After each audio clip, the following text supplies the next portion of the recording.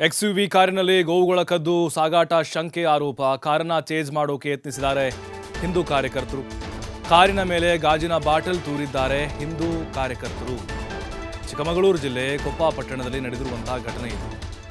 ಕುದುರೆಗುಂಡಿವರೆಗೂ ಕೂಡ ಹಿಂಬಾಲಿಸಿದ್ದಾರೆ. ಕೊಪ್ಪ ಠಾಣೆಯಲ್ಲಿ ದೂರು ನೀಡಿದ್ದಾರೆ ಮುಖಂಡರು. K18MA 9372 ಕಾರಿನ ಮಾಲೀಕನ ವಿರುದ್ಧ ಎಫ್ಐಆರ್ ಕೂಡ ದಾಖಲಾಗಿದೆ. ಎಕ್ಸ್ಯು ಕಾರ್ನಲ್ಲಿ ಇವರು ಗೋವುಗಳನ್ನು ಕದ್ದು ಸಾಗಾಟ ಮಾಡಿರುವಂಥ ಒಂದು ಶಂಕೆ ಇದೆ. ನೋಡ್ತಾ ಇದ್ದೀವಿ ಚೇಜಿಂಗ್ ದೃಶ್ಯವನ್ನು. ಸಿನಿಮಾ ರೀತಿಯಲ್ಲಿ ಚೇಜ್ ಮಾಡಿದ್ದಾರೆ ಮತ್ತು ಹಿಂದೂ ಕಾರ್ಯಕರ್ತರು ಬಾಟಲ್ ಎಸೆದಿದ್ದಾರೆ ಆ ಕಾರಿನ ಮೇಲೆ. ಬಟ್ ಅವರು ಸಿಕ್ಕಿಲ್ಲ. ಇನ್ನೂ ಕೂಡ ನಂಬರ್ ಪ್ಲೇಟ್ ಕೂಡ ಸಿಕ್ಕಿದೆ. ಹಿಡಿಯುವಂಥ ಪ್ರಯತ್ನವನ್ನು ಮಾಡಿದರು. ಆತನು ಕೂಡ ಎರ್ರಾಬಿರ್ಯ ಗಾಡಿ ಓಡಿಸ್ತಾ ಇದ್ದ. ಗೋವುಗಳನ್ನು ಅದರಲ್ಲಿ ಹಾಕ್ಕೊಂಡು ಹೋಗಿದ್ದಾರೆ ಅನ್ನುವಂಥ ಆರೋಪ ಇದೆ.